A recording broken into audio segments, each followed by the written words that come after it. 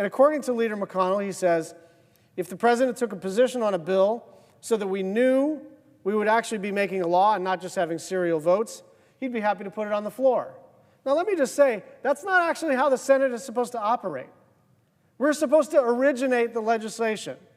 We're supposed to be the world's greatest deliberative body. We're supposed to determine what kind of law to make. We're not supposed to play Mother May I with the President of the United States and wait for clearance before we even initiate a debate. In my state of Connecticut, we passed a law requiring all handgun buyers to pass a background check as part of a permit process.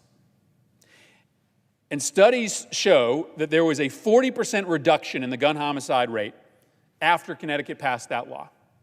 Okay, let's take a look at Missouri, which did the opposite.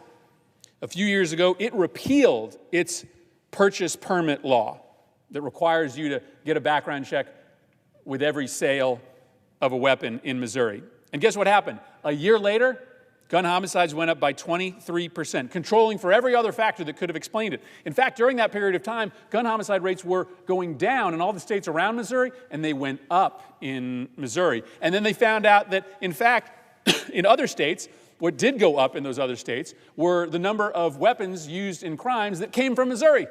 86% of Americans support implementing what we call red flag laws that allow a judge to remove guns from someone who is determined to be a danger to himself or others.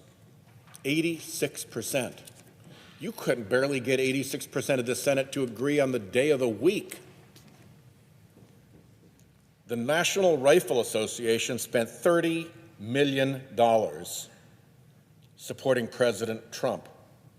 No wonder they can undo all of our work with a simple phone call to the Oval Office.